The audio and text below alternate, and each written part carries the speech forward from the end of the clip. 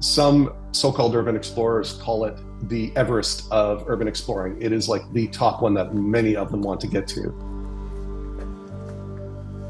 My name is Chris Luckhardt. I am based in Toronto, Canada currently, and I like to explore and photograph abandoned places around the world.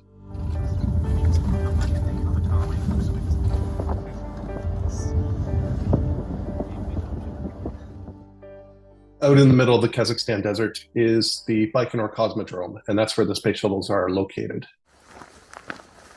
The Baikonur Cosmodrome was originally created by the Soviet Union, and when the Soviet Union collapsed, Russia made an agreement with Kazakhstan to lease the territory that the spaceport is sitting on, and so it's officially Russian territory, Russian controlled. So this is checkpoint 1, former launch site.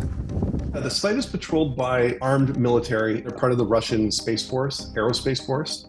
They are actively patrolling the site and doing rounds to the launch facilities, to the other building facilities, and of course, this abandoned section of the spaceport.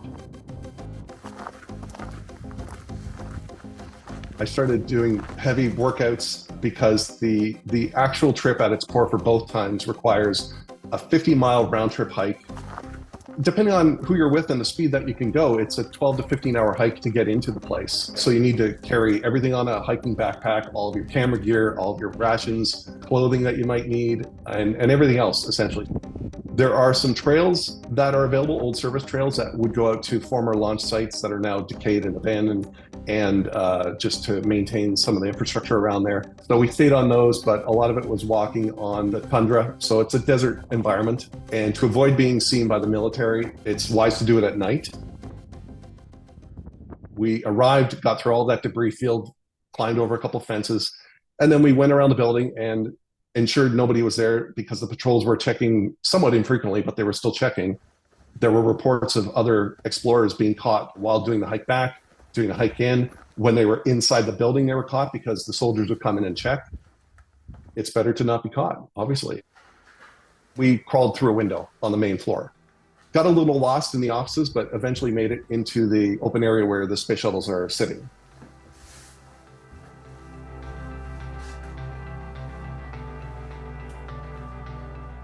There are no words in any language to describe it. That's what I tell people. It's just awe, shock.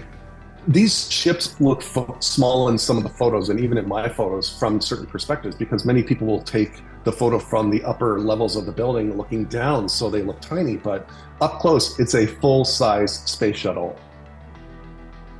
I've explored abandoned 747s before, and those are massive airplanes, and even they feel small compared to these space shuttles.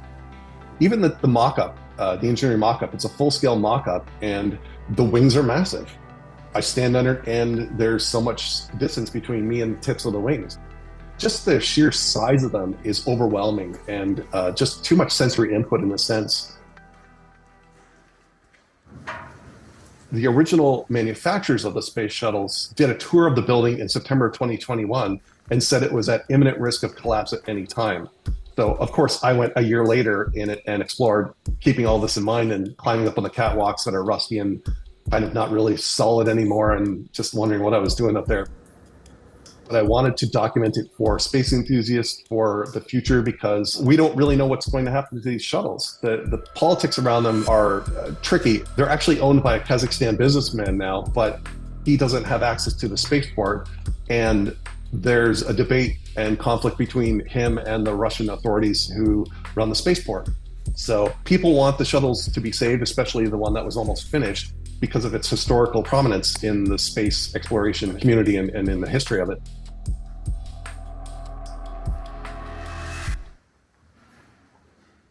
So they would have had a fleet of 5 eventually that were going to be part of their space program. Soviet Union collapses, Russia has no money for the program, so they cancel it. In August of 1995, they parked both of those space shuttles inside the facility that they're in now. It was a refueling and preparation facility for the shuttles. I have video that I found of them moving that shuttle into the building in August of '95. And it's really interesting to see that, because that's the last time it ever moved. Really interesting how the program evolved, but Unfortunately, they spent, in today's money, a total of $125 billion on the program. And all that came out of it now is an evolution of the rocket system that the shuttle was attached to. So a huge waste of money, sadly.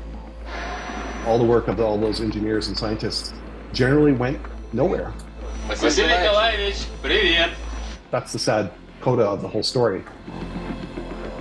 Being a space shuttle enthusiast and a space exploration enthusiast, just for that reason alone, it was amazing to see them up close and see a very important part of human history from both the scientific perspective, the engineering perspective, and then, there's some geopolitics that gets involved with it as well, but it was absolutely worth it for those reasons. And then, there's the adventure of it. Would I go back? Well, I didn't get inside the shuttles, so I don't know. I guess the best answer is never say never. I'm not making any plans for it right now, but never say never.